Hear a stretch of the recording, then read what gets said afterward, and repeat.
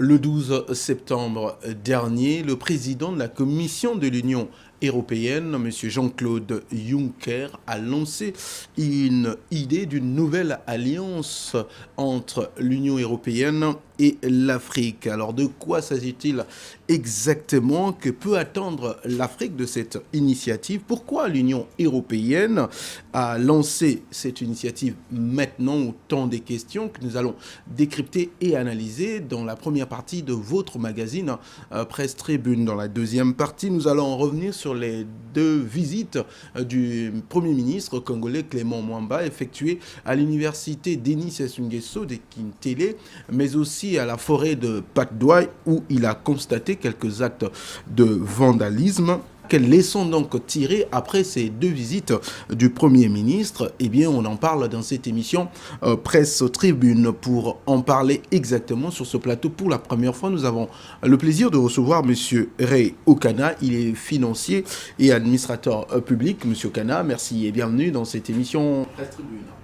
Je vous remercie, je suis heureux d'être parmi vous et c'est toujours un plaisir d'échanger.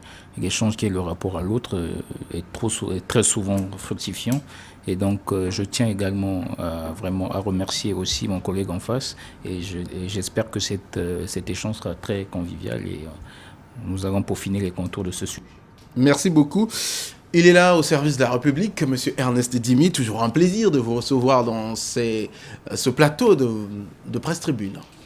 Ça devient ma maison, le devoir m'appelle, la République a ses exigences et nous ne pouvons pas nous départir d'un devoir républicain. Le nôtre est celui toujours de servir la République. Servir la République, c'est ce que nous allons tenter de faire dans cette émission Presse Tribune. Mesdames, Messieurs, vous comprenez, vous le savez, c'est votre magazine qui commence, cet espace qui traite des questions qui touchent à la marche de notre société. On va se retrouver donc tout de suite pour aborder nos deux sujets.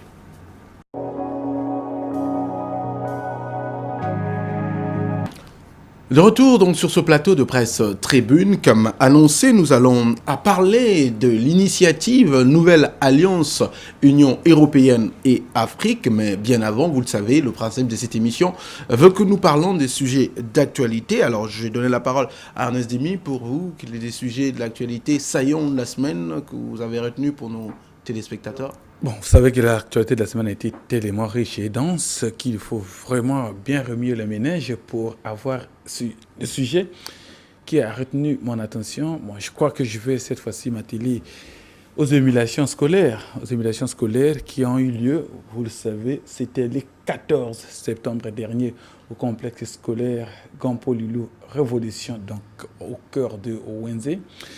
Alors, à cette occasion, donc, les 83 meilleurs candidats aux examens d'État, ceux qui ont eu le meilleur moyen aux examens d'État, ont reçu des distinctions de plusieurs natures ou des diplômes d'honneur. Ils ont eu des ordinateurs, des téléviseurs, des dictionnaires, des tablettes et autres kits scolaires.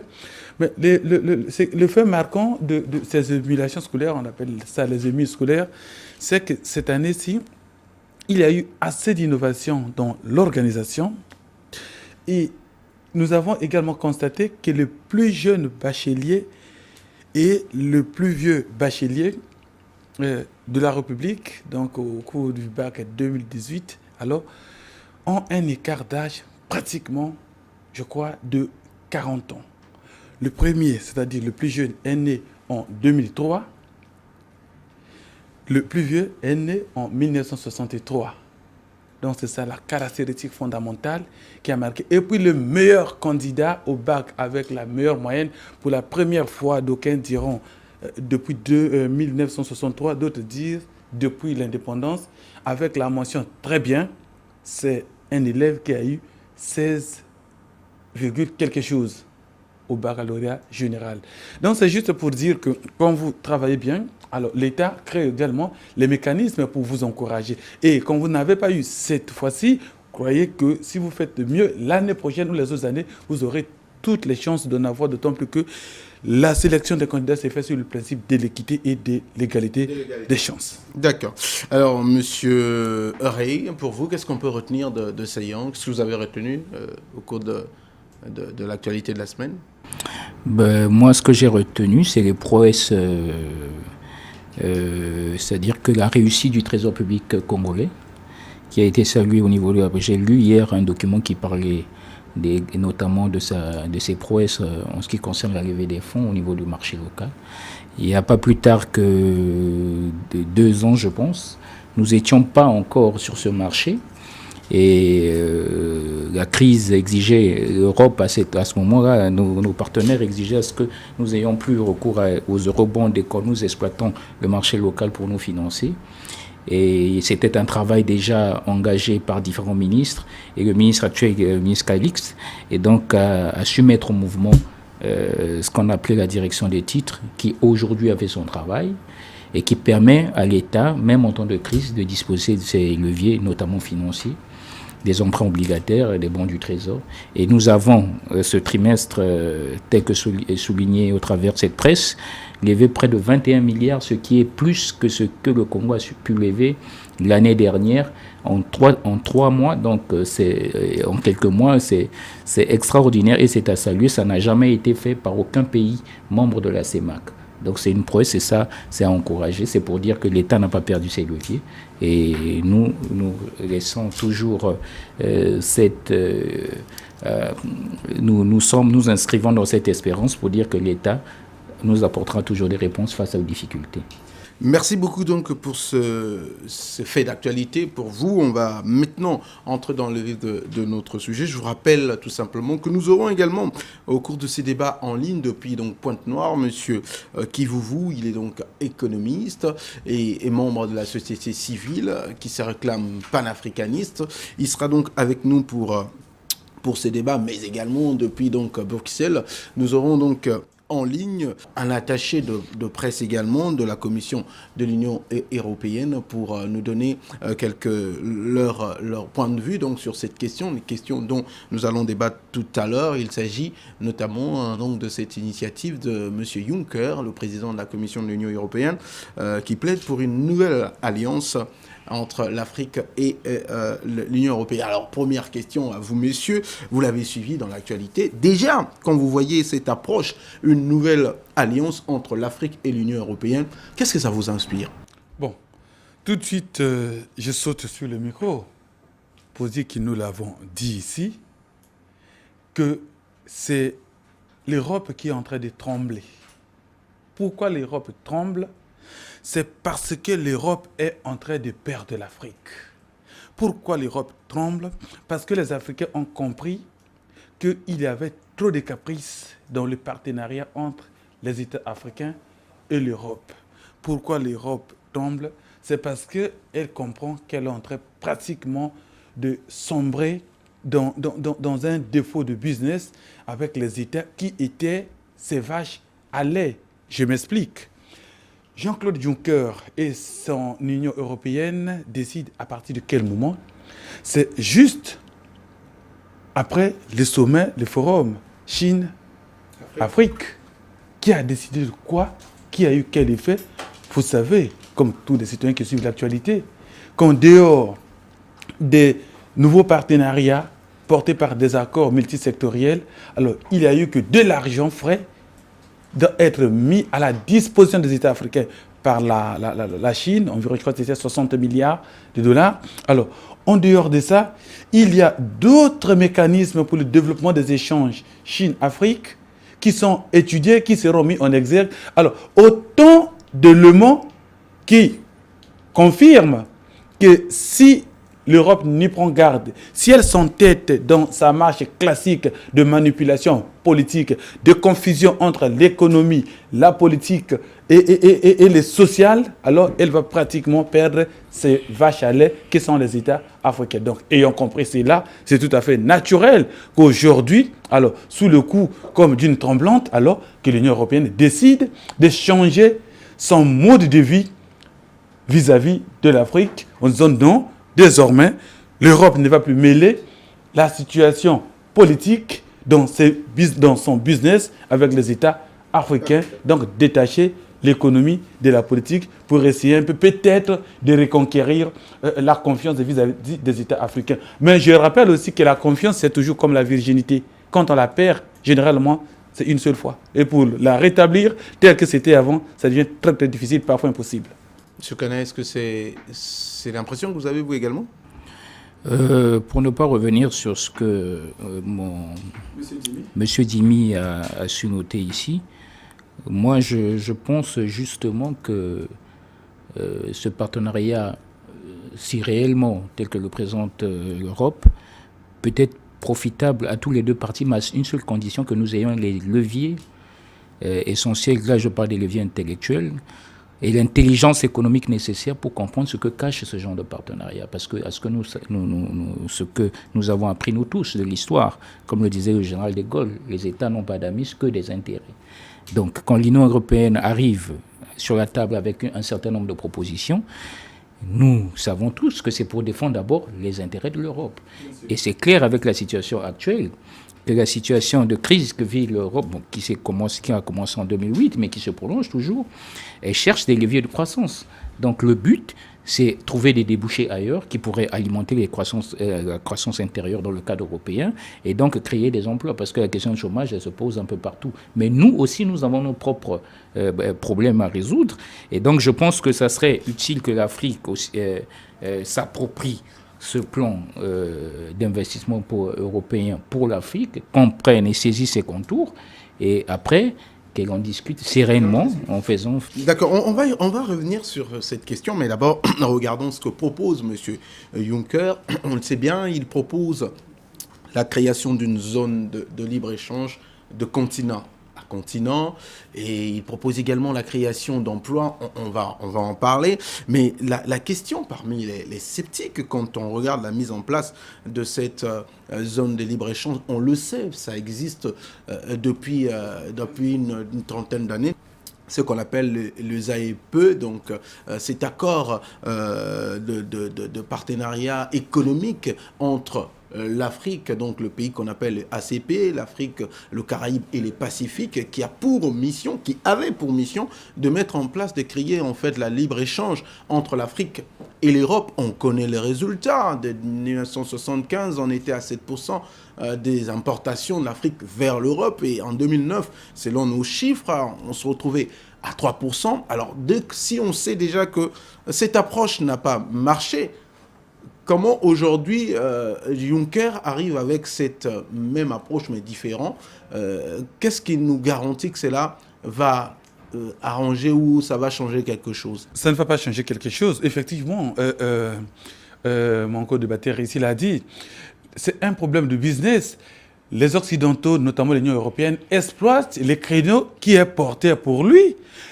L'Union européenne ne vient pas servir l'Afrique. L'Union européenne cherche les créneaux pour se servir et tirer le maximum de profit. Alors, s'il y a les créneaux tels que les AEP et les autres accords qui permettent que l'Union européenne, les États européens tirent le maximum de profit, quitte à eux de les mettre en exergue. Mais c'est maintenant à l'intelligentsia africaine, aux élites économiques de l'Afrique de comprendre les faits réels, les opportunités et les offres, de mieux les examiner pour voir qu'est-ce qui est prénable et qu'est-ce qui ne l'est pas, qu'est-ce qui est profitable au pays. Et c'est là où s'appelle l'intervention de l'élite économique de l'Afrique. C'est-à-dire, la signature ne devra être apposée sur un document, quel que soit le partenariat, que s'il est bien établi par les professionnalistes, les professionnels de l'économie, les professionnels de la finance, des relations internationales, des relations économiques internationales, qu'effectivement l'Afrique est gagnante dans ce partenariat. Sinon, au cas contraire, on retombera dans les mêmes erreurs avec les mêmes slogans, les accords d'un partenariat qui est présenté au public comme porteur pour le pays, alors qu'en réalité, c'est le pays ou le continent africain qui est toujours perdant en tout et pour tout. Alors, je donne la parole à M. Kivu, qui est avec nous depuis donc... Pointe-Noire, on parle d'ailleurs de ces AEP aujourd'hui, mais vous le savez, là nous sommes donc en 2006, un rapport écrit par donc la délégation parlementaire pour l'Union européenne de l'Assemblée nationale de la France, un rapport d'ailleurs écrit par les députés Jean-Claude Lefort. À l'époque, dans ce rapport, les députés français fustigeaient cette approche d'ouvrir le libre-échange entre l'Afrique et l'Union européenne, pour eux, serait désastreux, notamment pour l'économie africaine, d'ailleurs, qui n'a jamais profité des approches jusque-là mises en place par l'Union européenne. Donc vous également, vous pensez comme ces députés donc, de l'Assemblée nationale française de l'époque, M. Jean-Claude Lefort, que le libre-échange entre l'Afrique peut s'avérer être néfaste pour le continent? Non, mais ça dépend de quel côté on se trouve. Si on se trouve du côté de ceux qui ont des capacités productives, ceux qui ont des dispositifs industriels, et ça les arrange, parce que le problème des AEP, mais avant ça, il y avait l'OMC. C'est le même principe, celui de la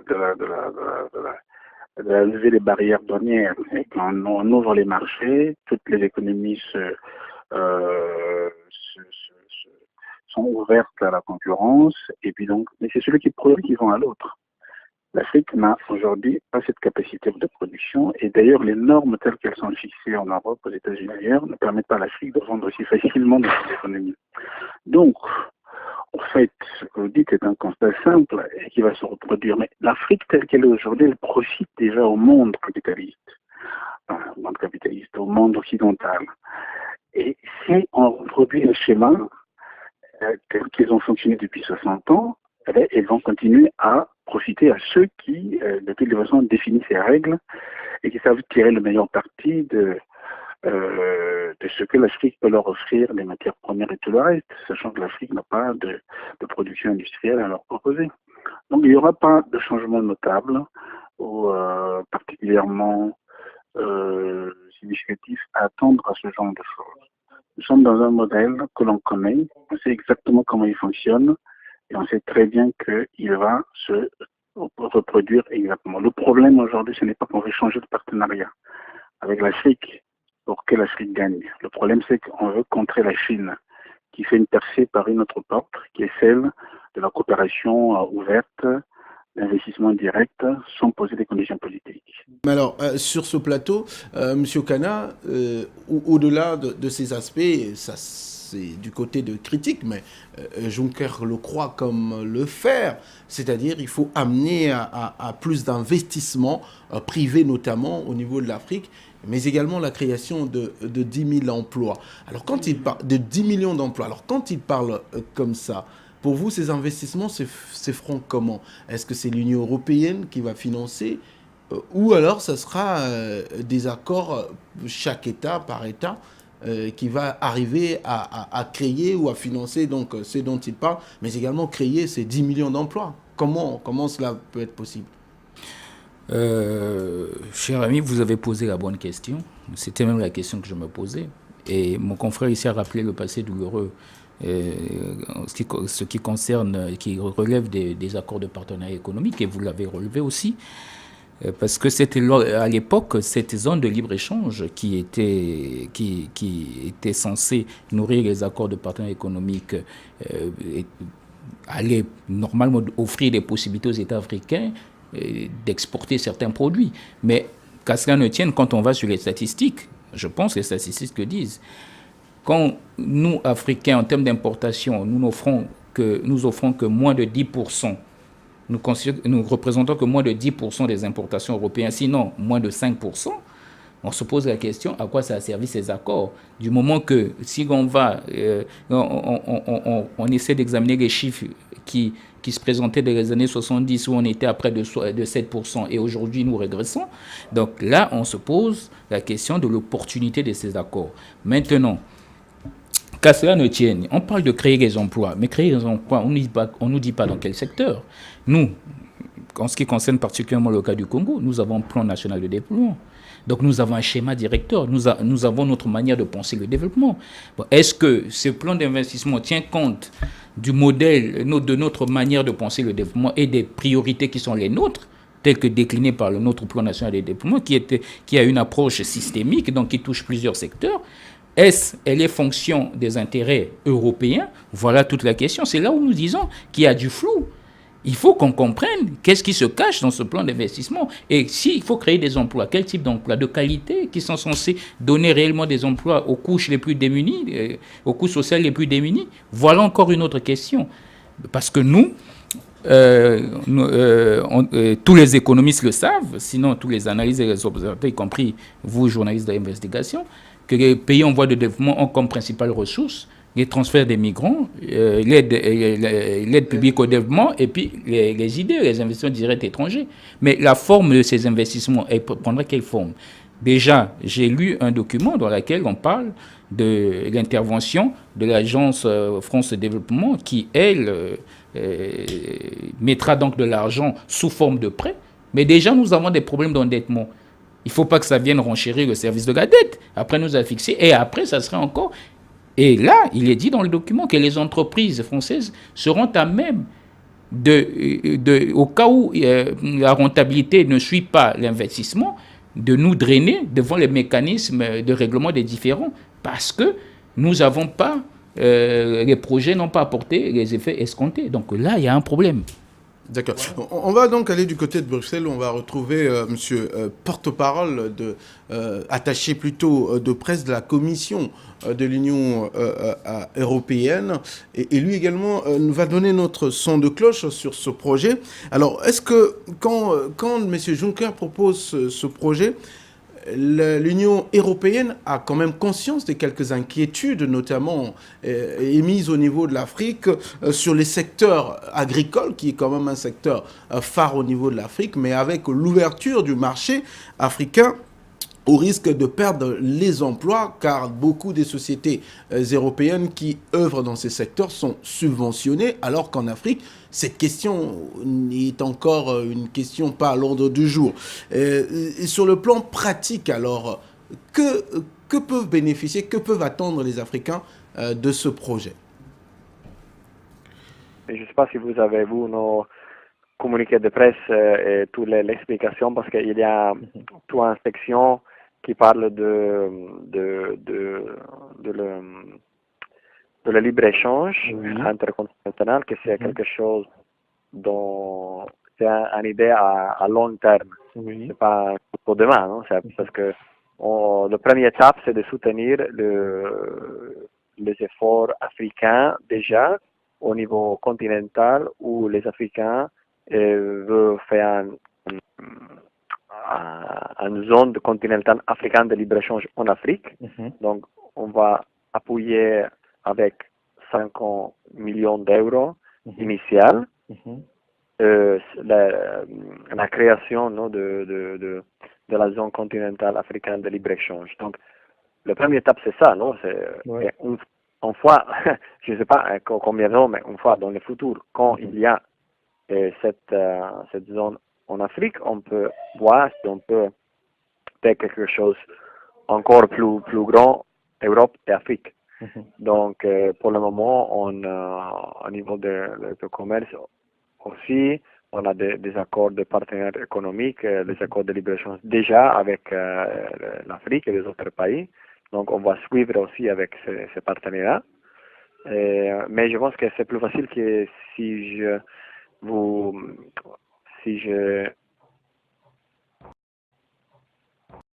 Monsieur Kana, vous avez suivi donc l'attaché de presse de la Commission de l'Union européenne qui avance d'ailleurs de chiffres.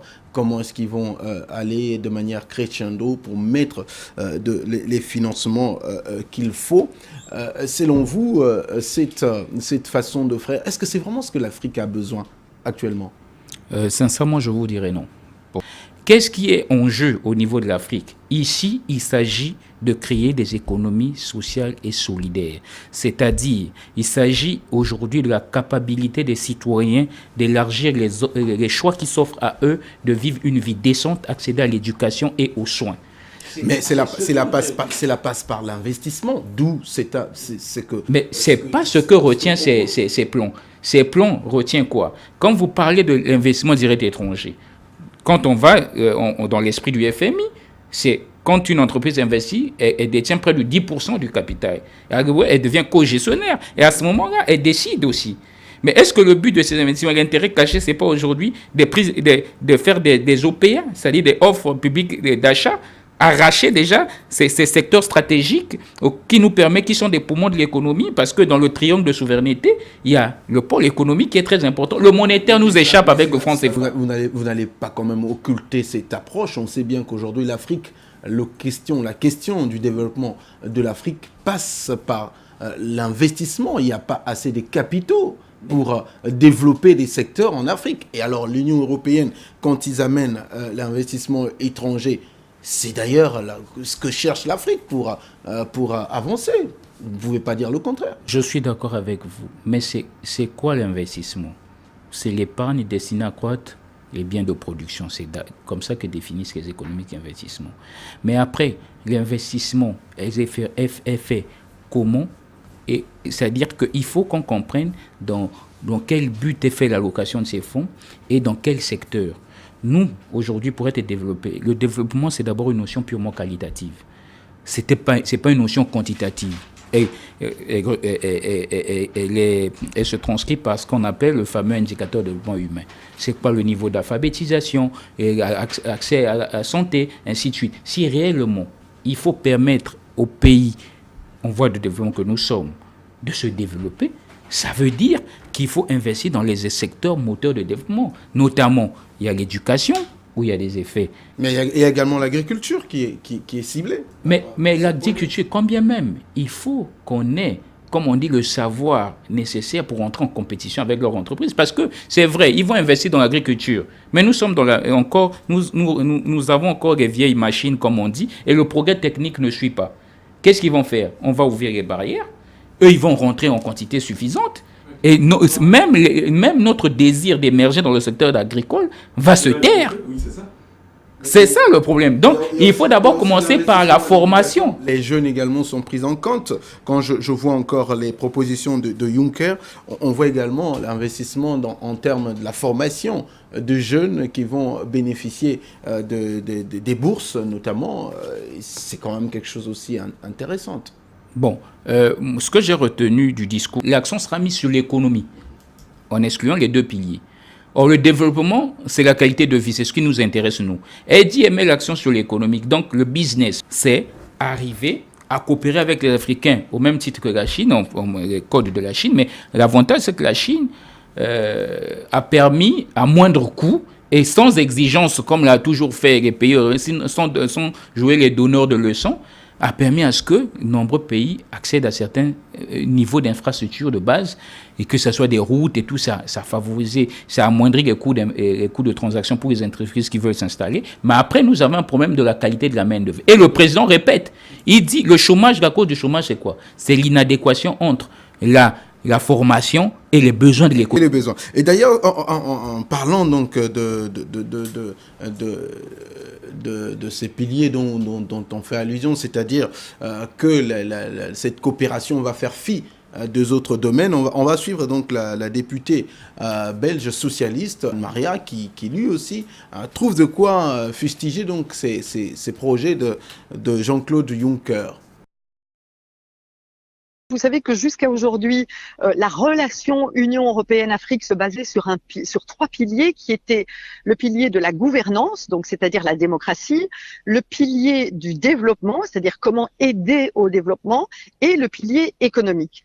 Et aujourd'hui, ce que Juncker a annoncé, c'est de ne prendre que le pilier économique, c'est-à-dire adopter les codes chinois en Afrique, c'est-à-dire peu importe la gouvernance, peu importe la démocratie, peu importe le développement, ce que nous voulons, c'est de pouvoir faire du business avec l'Afrique dans l'intérêt de l'Europe et peut-être dans l'intérêt de certains Africains, mais peut-être pas de toute la population africaine.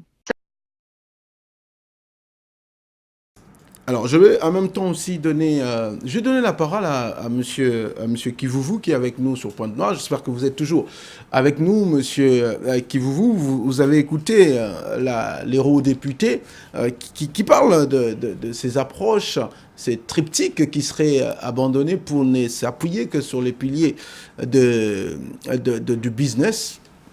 On peut se dire que, comme fait la Chine, c'est une bonne chose, n'en déplaise aux ONG qui ont toujours trouvé de quoi à redire sur des questions de la gouvernance. l'Afrique intéresse l'Union européenne autant que la Chine, peut-être aussi les États-Unis et bien d'autres puissances.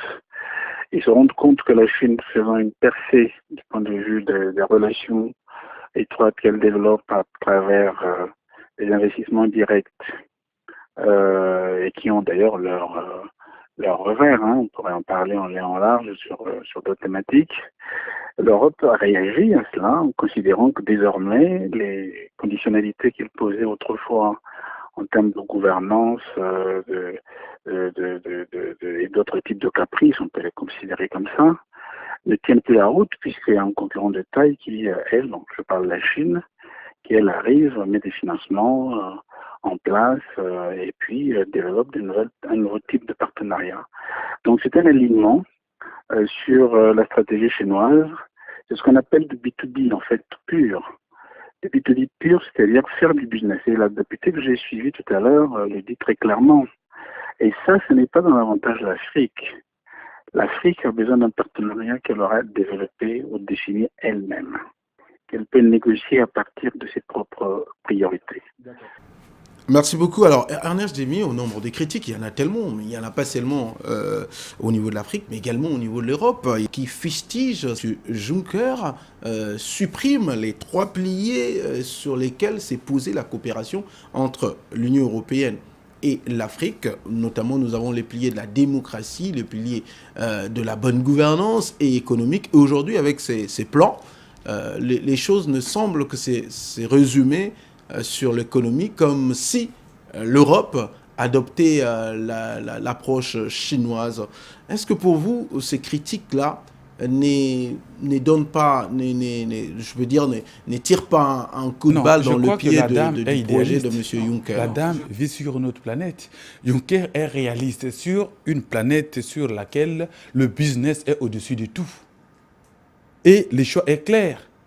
Entre fermer les yeux sur les pratiques politiques, sur l'ingérence dans les affaires intérieures, notamment politiques des États, pour avoir plus d'argent et être à l'aise dans son pays, et s'immiscer dans les affaires politiques, s'attirer tous les ennuis des États au risque de perdre les marchés au nom de la démocratie.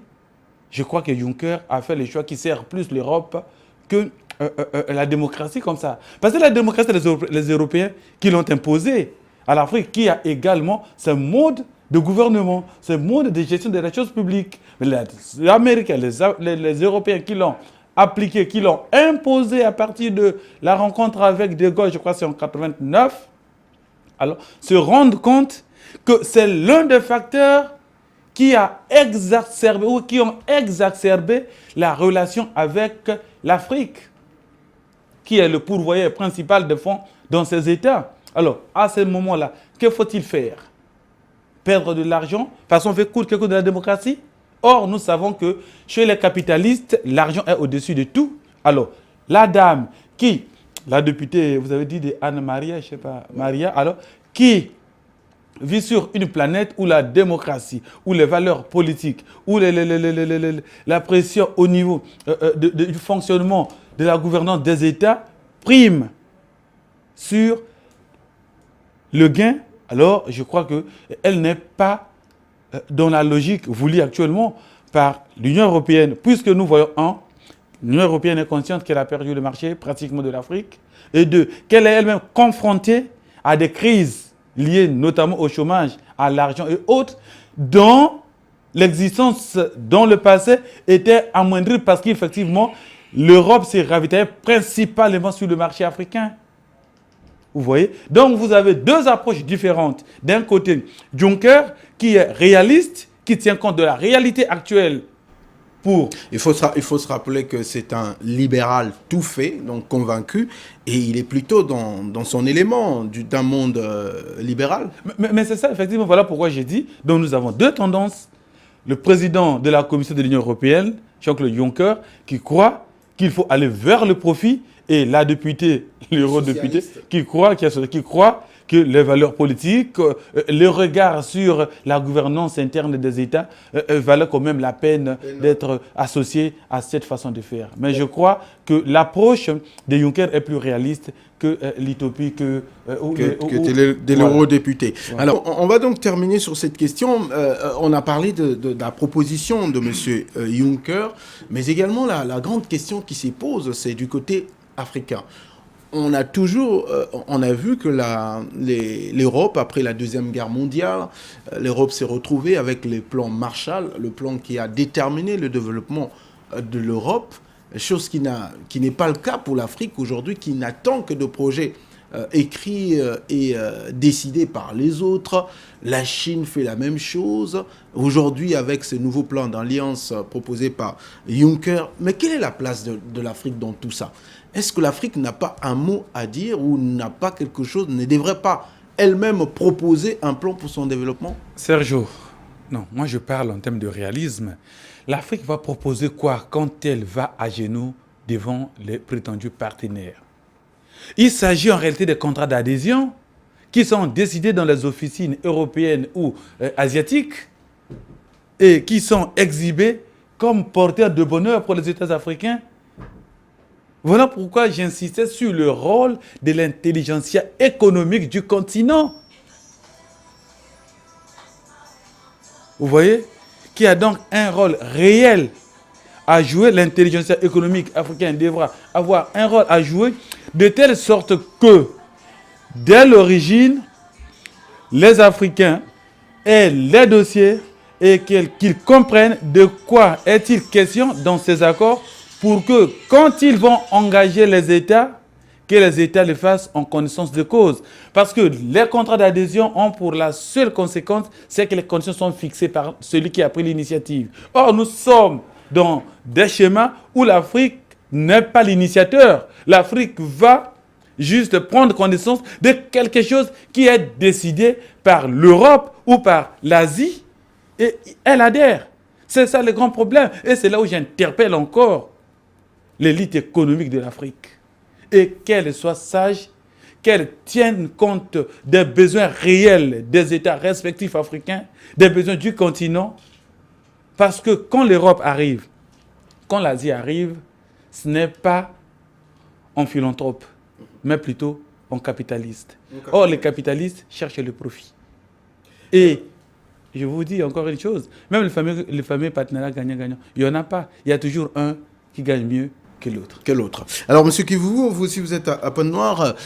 On va donc vous donner la parole sur cette question que devrait être le rôle, notamment, des dirigeants africains avec tous ces plans qui nous arrivent d'ailleurs pour le développement.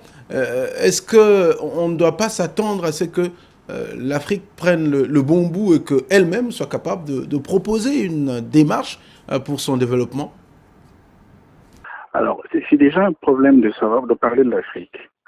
Est-ce qu'il y a une Afrique ? Il y a une Afrique qui parle d'une voix. C'est-à-dire que est-ce que l'Afrique aujourd'hui s'est donné les moyens de confier, par exemple, à la Commission africaine de piloter un certain nombre de processus en son nom, ce qui n'est pas le cas. Parce que quand on parle de l'Afrique, à ce moment-là, ça veut dire que l'Afrique a une voix. Elle fait ses discussions en interne avec les différences, etc. Mais une fois qu'elle a adopté une approche, c'est cette approche-là qui est défendue par la Commission de l'Union européenne, ce qui n'est pas le cas aujourd'hui. C'est le seul moyen, le premier acte, qui permettrait de dire que l'Afrique, cette fois-ci, or ce que c'est la Chine, et ce que va faire l'Europe demain, c'est quoi ? C'est qu'elle ne discute pas avec l'Union africaine. Elle discute avec chaque pays séparément. Et donc, il n'y a pas une stratégie globale, une stratégie africaine face à ces mastodontes qui ont des moyens divisés pour mieux régner, ça fonctionne y compris pour l'économie. Donc, première chose. Deuxième chose, vous parlez d'intellectuels aujourd'hui. Non, c'est un schéma politique, c'est une option politique. Avant tout, ça ne veut pas dire que les intellectuels n'ont rien à faire. C'est une approche politique. Il faut que les politiques fassent leur révolution. Donc, volonté politique pour confier les grands dossiers à l'Union africaine pour parler en son nom. Deuxième chose, il s'est passé il y a quelques années quelque chose qu'on appelait le NEPAD, par exemple. Il y a eu quelques autres projets, même avant ça, qui sont des grands projets structurants qui étaient destinés à à défendre en quelque sorte une approche africaine du développement. Voilà par exemple quelque chose qui peut être remis sur la table pour dire, bon voilà, Chinois, Européens, Américains, etc. Vous voulez venir en Afrique? Oui, bon, préalable, on veut faire une route qui part du Cap jusqu'à Dakar, je sais pas, etc. On veut faire des chemins de fer qui font ça, etc., etc. On veut avoir 2-3 grands blocs, machin, etc. Nous-mêmes, on va apporter ça. Et vous, si vous voulez, vous nous dites à quelle hauteur vous participez, parce que c'est ça qui va faire l'Afrique de demain. Une fois qu'on a réussi à faire ça, une fois que cela est pensé, ça veut dire qu'on a compris comment les États, les régions, les espaces économiques plus ou moins intégrés vont devoir tirer parti et ensemble créer une dynamique africaine. Troisième, dernière chose que j'aimerais évoquer par rapport à ça, c'est qu'on ne peut pas imaginer que un développement africain soit possible si l'on ne se pose pas déjà la question de savoir comment nous, autres Africains, comprenons le concept de développement. Ça veut dire quoi pour nous, le développement? Ce débat, il faut qu'on le fasse, même au niveau simplement politique. De quoi on parle? On parle d'infrastructure, on en a fait d'ailleurs dans les pays comme les nôtres. Parfois, l'infrastructure est là. Regardez ce qui se passe sur la route Pointe-Noire-Brazzaville. Qu'on la prenne sur le long, donc de bout en bout, ou sur certains segments, il ne se passe quoi depuis qu'elle a été faite? Rien. Comment est-ce que les gens, les acteurs, ont compris le processus ou ce que cela pouvait représenter pour eux? Donc, il faut absolument que l'Afrique ait sa propre approche de développement. Comme la Chine s'est donné son approche de développement, parce que ça aussi on peut en parler. Le capitalisme chinois n'est pas exactement celui qui s'est développé en Europe, aux États-Unis. Donc, en parlant d'Afrique, parce que c'est ça le problème, hein, c'est qu'on parle d'Afrique, on ne parle pas des Afriques. Donc, on a un travail quand même à faire sur ce plan-là, et ce travail, pour l'instant, n'existe pas, il n'a pas été fait. Les intellectuels, bon, les intellectuels, il faut quand même un espace pour qu'ils doivent conquérir eux-mêmes, parce que s'ils attendent que les politiques leur ouvrent, eh bien, on n'y est pas encore, sachant que, pour l'essentiel, ici, les politiques se méfient des intellectuels. Donc, où les intellectuels vont devoir s'organiser pour conquérir l'espace qui leur revient, et de manière à imposer les thèmes et les problématiques telles qu'elles doivent être posées dans le cadre des relations à établir avec les autres, soit les politiques les plus avant-gardistes qui puissent exister aident évidemment à ce que les intellectuels investissent leur espace, leur propre espace, y compris l'espace politique, pour enclencher cette dynamique interne. S'il n'y a pas ça, à partir du moment où nous avons en face des entités, des pays ou des organisations extrêmement bien organisées, j'entends ici parler de l'Europe, de la Chine ou des États-Unis, et l'Afrique restera à la traîne. Ce qui illustre d'ailleurs très bien dans tout ce que je viens de dire, c'est que les sommets Chine-Afrique. La Chine, c'est une entité. L'Afrique, c'est 54 pays. Et ce sont les 54 pays qui sont invités en Chine pour aller écouter qu'on va leur offrir 30 ou 60 millions de dollars, etc. Sommet États-Unis-Afrique, pareil. Sommet France-Afrique, même France-Afrique, pareil.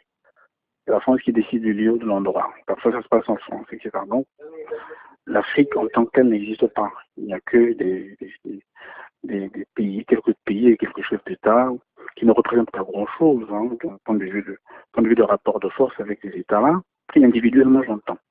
Et comme collectivement, il n'y a pas d'organisation, et bien, donc individuellement, ça ne représente rien. Et ce sont ces étapes-là qui permettent, ou qui permettront demain de peser dans ce type de partenariat. Pour le reste, l'Europe a compris que l'Afrique est en train d'échapper à leur contrôle, et bien, ils veulent venir faire du business, quitte à laisser tous les thèmes ou les problématiques de prédilection qu'ils avaient mis en avant entre-temps, les droits de l'homme, etc., à la cathode. Et là, encore un autre problème, ça veut dire que au revoir ou adieu la démocratie. C'est-à-dire que si hier, la démocratie, elle était imposée par l'Europe, ou on était poussé à la faire, aujourd'hui, l'Europe renonce à cette exigence. Elle veut renoncer à cette exigence. Ça veut dire que les dictatures, tous les autoritarismes, etc., qu'on en observe depuis quelque temps, ont libre cours désormais. Faites tout ce que vous voulez, l'essentiel pour nous, on vient, on fait les affaires. Vous voyez? Du point de vue de la gouvernance, régression. Du point de vue du capitalisme, B2B, business to business, donc affaire pour affaire. Et puis, il parle d'économie comme troisième pilier, mais c'est la même chose. Business et économie, c'est la même chose. Et donc, vous comprenez bien que là, l'Afrique est ballotée dans tous les sens. Il n'y a aucune perspective de ce point de vue-là qui permet de comprendre que l'Afrique tient son destin. Merci donc, Monsieur Kivou, d'avoir été avec de nôtres depuis Pointe-Noire. Merci de passer donc ce temps avec nous dans cette émission Presse Tribune. Nous aurons donc le plaisir de vous retrouver peut-être prochainement ici sur ce plateau avec nous. Merci à vous. Et on va terminer sur cette question de ce plan, ce nouveau plan de Juncker. Et nous vous promettons de pouvoir revenir là-dessus parce que c'est lancé à peine donc depuis le 12 septembre. On va y revenir dans nos prochaines éditions. Mais aujourd'hui, pour terminer dans ce débat, la même question que je posais à M. Kana, c'est aussi voir un peu le côté de l'approche africaine, quelle devrait être l'approche africaine face à cette proposition de Juncker. Est-ce que c'est à prendre comme tel, à avaler sans modération, ou il faudra également qu'au niveau des décideurs africains, qu'on puisse donner une dose africaine à ces projets pour le bonheur des populations africaines? Bon, la question qui se pose ici devrait être analysée objectivement, et je ne la prends pas avec hostilité. C'est pas parce que c'est l'Europe qui propose que nous, effectivement, nous allons dire non. C'est pas parce qu'ils ont pris l'initiative. Non, c'est bon. Nous appartenons à une société monde globalisée où l'autre vit parmi nous. C'est normal qu'il y ait des propositions par-ci par-là. Et je prendrai l'exemple du plan Marshall. Ça a été proposé par l'Europe au sortir de la Seconde Guerre mondiale. Et le plan Marshall, effectivement, a permis aux États de se reconstruire et de se relancer économiquement. Ça a servi. Mais sauf que dans le cas du plan Marshall, la plupart des fonds alloués étaient sous forme de dons et non de prêts. Donc, c'est aussi ça. Mais le problème aujourd'hui, au niveau de l'approche du projet d'investissement européen, c'est est-ce que, en finalité, ce projet va s'adapter ou bien s'agréger au référentiel économique de nos États respectifs, c'est-à-dire nos plans nationaux de développement, ou bien ça serait quelque chose d'imposé où on viendra vous dire, voilà. Et puis la question de l'éligibilité. Sur quel bras, parce que quelque part, j'ai lu un article où on dit que les projets qui seront éligibles seront ceux des entreprises qui seront à même de mettre de l'argent sur la table. Or, nous savons très bien que nous avons une structure économique, en ce qui concerne le Congo, quasi embryonnaire, où généralement les moteurs de croissance, c'est les PME, les TPE. Sinon, nous n'en avons pas, sinon des très petites entreprises qui souffrent même de problèmes de financement. Ça veut dire que ceux-là seront exclus du jeu. Donc, ils ne pourront même pas accéder à ces fonds. Donc, ça serait en réalité des grandes entreprises. Et après, ces grandes entreprises, c'est lesquelles nous en avons combien? Est-ce que ça ne serait pas après, c'est eux qui vont rentrer dans le capital de nos entreprises après pour se proposer comme étant des pourvoyeurs de fonds et tout ça? Bon, il y a beaucoup de contours à peaufiner, mais ce qui est de l'intérêt de l'Afrique, c'est que sur les mêmes bases, tous les analystes européens ou du monde savent que la seule manière de soutenir le développement et donc la croissance, c'est investir dans l'éducation et dans le progrès technologique. Nous avons besoin de soutenir des activités de recherche et développement pour amener l'innovation. Et nous avons aujourd'hui besoin d'avoir une formation qualifiée pour permettre à nos États d'émerger, d'être à même de construire leur propre devenir. C'est ça. Alors, mais il faut aussi rappeler dans ce projet, donc, le président de la Commission de l'Union européenne a promis donc la mise en place d'une équipe composée des partenaires, notamment au niveau africain, au niveau européen, mais également la société civile et aussi, pourquoi pas, les décideurs pour peaufiner le contour de ce plan voulu donc par le président de l'Union européenne qui, lui, affirme que l'Afrique n'a pas besoin de la pitié, l'Afrique n'a pas besoin qu'on puisse lui faire, comme on dit, de la charité, mais l'Afrique a besoin d'être considérée comme un partenaire à qui on discute d'égal à égal, c'est qui est une avancée significative et qui peut amener aujourd'hui nos États et l'Union européenne, donc de travailler d'égal à égal pour le développement mutuel. Donc on va suivre de près cette question, comment ça va évoluer et quel sera le répondant au niveau de l'Afrique, et on y reviendra pour des décryptages et d'analyses. Merci donc messieurs pour ce débat, pour le compte de la première partie de cette émission. On va se retrouver dans la deuxième partie et là on va parler du Congo-Brazzaville, et c'est tout de suite. Alors, de retour sur ce plateau de Presse Tribune, mesdames et messieurs, je vous rappelle, vous êtes bien dans votre magazine Presse Tribune, cet espace qui traite des questions qui touchent à la marche de notre société. On parlait tout à l'heure du plan Juncker, le président de la Commission de l'Union européenne, ces plans qui propose une nouvelle alliance Union européenne et l'Afrique, le contour donc de cette alliance, on a débattu dans cette émission. On va maintenant parler donc du Congo-Brazzaville avec deux visites effectuées. Vous l'avez suivi dans l'actualité par le Premier ministre Clément Mwamba dans deux entités. Il est allé à l'université Denis Sassou Nguesso et il est allé également à la forêt donc de la Patte d'Oie. Alors la première question, Ernest Dimi, vous avez été notamment au niveau de la Patte d'Oie. Le constat semble être le même, l'absence pour des observateurs, notamment l'absence de l'État, parce que ce soit au niveau des Kintélé où le Premier ministre est allé constater des actes de vandalisme au point de se demander comment cela est-il possible? Comment cela est-il possible? Le vandalisme dans les structures étatiques. Mais je crois qu'il ne faut pas mâcher les mots. Cela est possible parce que nous avons une société qui baigne dans les antivaleurs. Le problème, ce n'est pas d'abord les services de sécurité, c'est d'abord les citoyens qui prennent le courage d'aller détruire une infrastructure, un bien commun, pour soutirer quelques éléments qui vont lui servir, ou juste soutirer quelques composantes pour détruire une infrastructure qui appartient à tout le monde. Alors moi je vais arrêter tout de suite, monsieur Ernest Dimi, vous parlez de la population, pas de service de sécurité. Nous savons que dans cet espace-là, il y a des services de sécurité, mais il devrait normalement avoir. Et il y a quelques mois de cela, on a parlé de ce même acte de vandalisme, vol au niveau du stade de Kintélé, les matériels de sonorisation, disparu. Jusqu'aujourd'hui, le dossier se retrouve aux mains de la justice. La même chose à l'université Denis Sassou Nguesso, qui devrait normalement ouvrir, mais qui ne peuvent pas.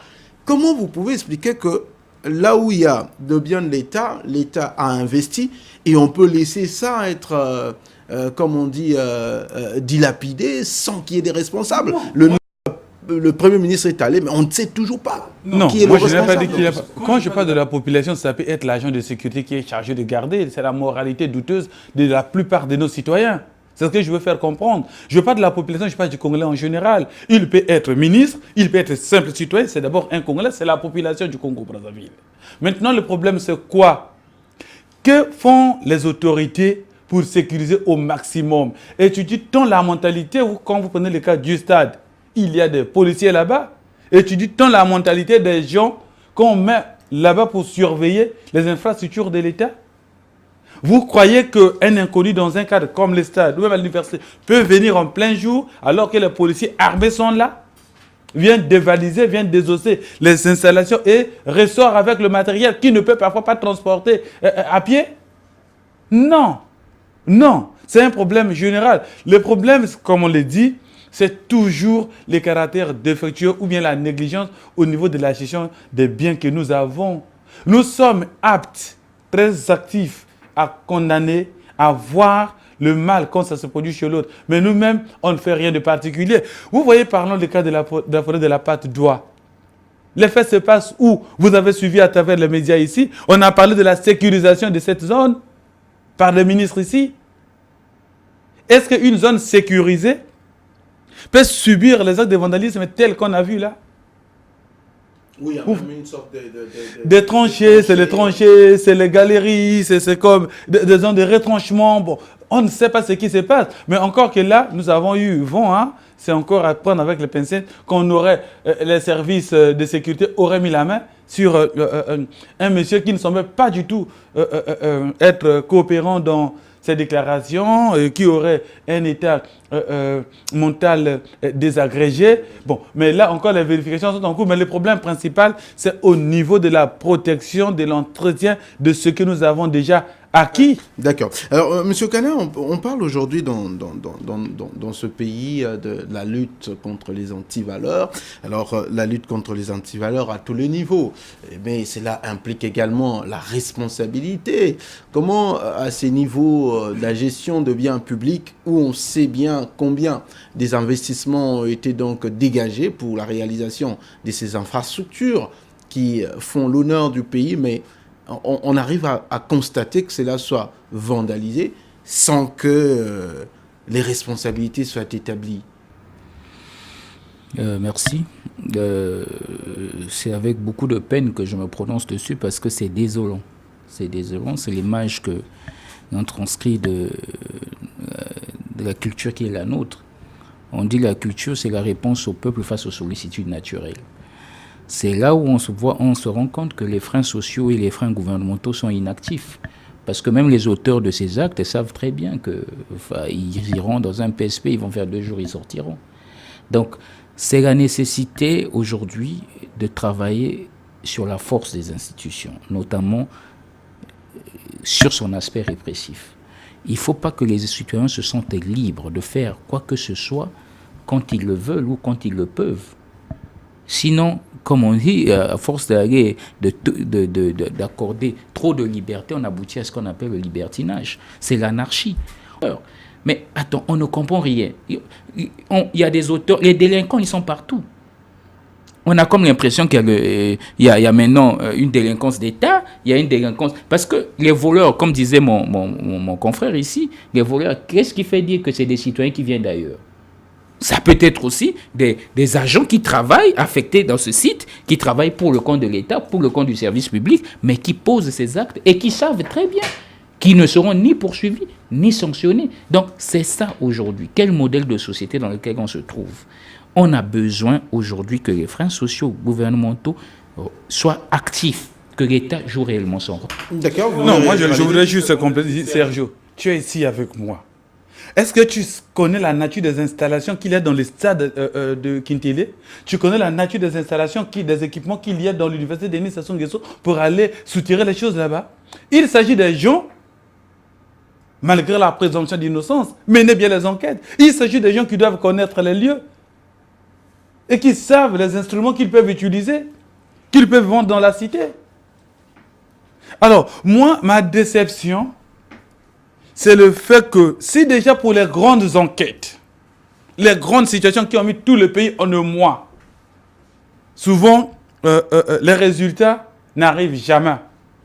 Mais pour des trous creusés dans une forêt, soit-elle la plus grande et la plus merveilleusement adorée au cœur de la ville capitale, ou des arbres même si sont elle est pour fabriquer le charbon. Ce n'est même pas le charbon. Le dispositif n'a rien à voir avec la fabrication du charbon parce qu'il s'agit des tunnels. C'est comme si c'est un endroit préparé pour un retranchement ou pour une attente en attendant d'opérer quelque chose de particulier. Alors, vous croyez que c'est ça, l'enquête de cela, qui va mettre le pays en un mois et qui va aboutir à l'arrestation des gens et qui va donner les résultats réels de ce qui était fait? Vous savez, quand vous voyez les tranchées, quand vous voyez les tunnels, quand vous voyez même le temps que ceux qui ont confectionné, qui ont mûri les projets, même les architectes, vous voyez que c'est un truc fait de manière cohérente et soigneusement préparée. Alors, et les jours sur le terrain, je voyais comment les autorités regardaient un peu avec la légèreté, tout ça, mais j'étais pratiquement dessus et inquiet, parce qu'il s'agit, le premier lui-même l'a dit, d'un quartier sensible, d'un quartier stratégique. Vous avez les services diplomatiques, vous avez 5 ou 6 ministères, vous avez le palais des congrès, une essencerie à côté. On vient incendier la forêt à 100 mètres d'une station d'essence. Imaginez le scandale dans un quartier stratégique.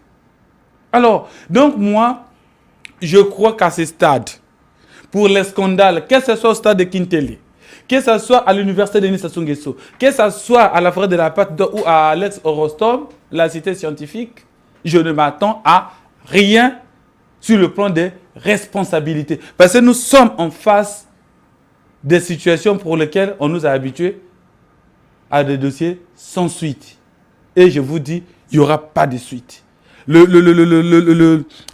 petite rumeur sur le monsieur qui serait arrêté, bon, c'est à prendre avec des pincettes. C'est vrai que vraisemblablement c'est ça, mais c'est à prendre avec la pincette et sur l'issue du dossier. Parce que je doute qu'au stade actuel, que le monsieur qu'on présente comme un monsieur qui aurait des déficiences au niveau du cerveau, soit à même de faire un travail de telle envergure avec des figures géométriques bien déterminées, des tunnels bien étudiés et des abris bien réalisés. Je doute que ça soit fait réellement par un fou, s'il faut le dire comme ça. Donc moi, je me dis que nous avons un problème sérieux. C'est le laisser-aller qui part du sommet à la base dans le pays. C'est l'impunité qui est totale et c'est la négligence généralisée. Le ministre constate la suite, c'est quoi? La suite, c'est quoi? D'accord. Alors, mais il y a aussi des gens quand même qui parlent, parce que quand on voit le Premier ministre, chef du gouvernement, s'est déplacé pour une situation, on ne peut pas se dire que c'est une situation banale, et du coup, ça attire quand même l'attention de certains qui se rappellent de l'histoire du sergent qui a fait paniquer la ville à un certain temps, et puis sergent Masson, et c'est passé comme ça. Et que l'objectif était un peu de tirer, de soutirer un peu de l'argent au niveau du trésor public. Alors quand on regarde ce qui se passe, si on en croit Ernest Demi, qui lui n'attend à rien du tout, on peut se dire que finalement, est-ce que ce n'est pas aussi une machination pour justement faire saigner un peu le trésor public? Bon, vous savez, dans cette sphère politique, il y a un moteur de fois qu'utilisent les politiques dans cette sphère. Il y a aussi ce moteur, c'est le mensonge utile. Donc à un moment donné, on crée des histoires et on dit. Je ne dis pas que c'est le cas, mais sauf que c'est toujours souvent il y a des stratégies qui consistent à faire du communicationnel et à paraître ainsi de suite. Parce que réellement, moi je me pose la question comme c'est posé. En fait, si on constate un fait, on doit y donner une suite. Si réellement il s'agit d'un vol et que vous avez les leviers de décision, vous décidez, vous sanctionnez, ainsi de suite. Mais pourquoi chez nous ça n'arrive pas? Et non seulement ça, les brigands, on les trouve partout, ce n'est pas les petits actes de vol. Il y a eu l'interpellation de la DST sur les trucs des villages agricoles, ceux qui ont pris des fonds et qui n'ont jamais voilà, la suite est où? On avait dit, sinon ils seront, je ne sais pas, présentés aux tribunaux et tout. Voilà. Donc on est habitué à ça. Ça dit que à un moment donné, quand on suit la télé, on a envie quand ça passe, on se dit, bon, on va changer ces jours-là parce qu'il n'y a pas de suite. Mais le président de la République, il ne travaille pas seul. C'est lui qui donne la vision. À travers son projet de société, il donne une démarche. Après, chacun des lettres de mission. Le Premier ministre, c'est lui le chef de gouvernement, c'est lui qui anime l'équipe gouvernementale. Mais s'il y a des faits qui sont récurrents, et puis, ça crée quoi? Le climat de méfiance. Ici, quand on parlait d'un sujet sur le développement ici, concernant les investissements. Mais s'il faut aujourd'hui attirer les investisseurs chez nous, comme le souhaite le président de la République dans son projet, il parle de zone franche pour attirer les investisseurs. Mais il y a aussi le risque pays qui repose sur la tranquillité, la paix. Mais les actes de vandalisme, ça dissuade de ceux qui veulent investir. On se dit, bon, il y a des bandits partout, la justice ne fonctionne pas bien, normalement. Qu'est-ce qu'il fait? Il se rétracte. Il faut rendre l'espace de notre territoire fréquentable, sinon viable. Mais c'est le rôle que doit jouer le Premier ministre. Bon, maintenant, on ne sait pas si c'est seulement faire des réunions de par-ci, par-là et nous faire des discours. Nous sommes habitués au discours, on dit un acte vaut 1000 mots. Moi, je voudrais plutôt que le Congo en prenne appui sur les autres États quand il y a des situations d'ordre de sécurité ou même d'ordre social. Vous voyez, qu'est-ce qui se passe? C'est-à-dire, quand il y a un fait tel qu'au niveau de la PATO ou de l'université Marien Kouabi, Le Premier ministre est L'université allé... Denis Denis Sassou Nguesso. On est habitué, hein, nostalgique de Mariam Ngouabi. Bon, c'était la seule université qu'on avait, donc on a la nostalgie. Alors, quand il y a des actes comme ça, et que le Premier ministre ou le ministre de l'Intérieur ou un autre de l'enseignement supérieur se rendent sur le terrain pour constater, c'est que les services de sécurité ont déjà mis la main sur les brigands. Et que le Premier ministre passe aujourd'hui, on s'attendait à ce que demain, les services de sécurité appellent à Dimi, appellent les autres des médias, venez, on présente les vandales qui ont dévalisé l'université Mariam Ngouabi ou qui ont semé les désordres au niveau de la part de Alex Orostom. Or, chez nous, non, c'est juste à aller constater que c'est ça qui est aberrant. Et politiquement, ça tue parce que ça montre que nos autorités font plus les sensationnels. Or, dans un État voulu sérieux, qui a un suivi, une autorité devrait se gêner d'aller rien que pleurnicher parce qu'on a volé. Non, le vol est déjà commis. L'autorité était au courant depuis longtemps. Alors, tant qu'il n'y a pas de suite, on aurait à la limite envoyé des journalistes là-bas faire le constat pendant que les services de sécurité travaillent. Sinon, je ne vois pas l'utilité des déplacements effectués par le Premier ministre, que ce soit à l'université, que ce soit à la Patte d'Oie, que ce soit à Alex Orostom, puisqu'il n'y a pas de suite. D'accord. Oui, allez-y. Et pour compléter mon confrère, effectivement, il a raison. C'est pour dire que c'est de la pure communication politique. Parce que, comme a dit mon confrère, on ne voit pas l'utilité laquelle le Premier ministre se déplace si ce n'est pas pour faire du match-vie politique. Parce qu'il y a des insensibilités pour ça. Comme a dit mon confrère, il y a la gendarmerie qui est là, et puis il y a la justice qui est là, il y a une information qui est ouverte, une enquête, et puis après... Mais le Premier ministre, c'est pour donner l'impression qu'on travaille. C'est ça l'hypocrisie du politique. C'est pourquoi il y a même un sentiment de méfiance qui grandit à l'égard du politique au niveau de l'opinion. On ne comprend plus rien. Les gens viennent pour donner l'impression au chef que nous travaillons.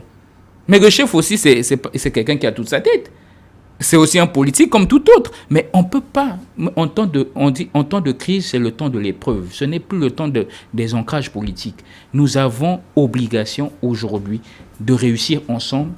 Sinon, nous allons échouer ensemble. Il ne s'agit pas d'un seul individu, il s'agit de la collectivité. On ne peut pas permettre de tels et puis rester inactif face à de tels... Merci beaucoup, messieurs. On me fait signe qu'on va terminer ici parce que le temps va nous faire défaut. Merci donc à Ernest Dimi, journaliste, chroniqueur politique chez Le Patriote, le journal Le Patriote. Merci également à monsieur Ray Okana, donc financier et administrateur public. Merci de nous avoir fait l'honneur de participer à cette émission. Mesdames et messieurs, à vous, nous disons également merci tout en vous rappelant que nous avons évoqué deux sujets au cours de cette émission. Nous avons parlé donc du plan Juncker pour la coopération Union européenne et l'Afrique, mais également nous sommes penchés sur deux visites du Premier ministre dans des sites qui ont connu des actes de vandalisme et attiré quelques leçons sur ce qui devrait être fait tant le pays est engagé dans la lutte contre les antivaleurs. Nous espérons qu'avoir apporté quelques réponses à ces sujets qui sont des sujets d'actualité que vous avez suivis, mais nous avons apporté plus de lumière là-dessus. Nous vous disons merci. Merci également à Kivuvu, monsieur Kivuvu, qui a participé depuis Pointe-Noire. Merci également à nos partenaires donc de l'Union européenne qui ont été en ligne avec nous depuis Bruxelles. On se donne rendez-vous les dimanches prochains avec le même plaisir, avec d'autres sujets d'actualité qui traitent des questions qui touchent à la marge de notre société. D'ici là, portez-vous bien et à très bientôt.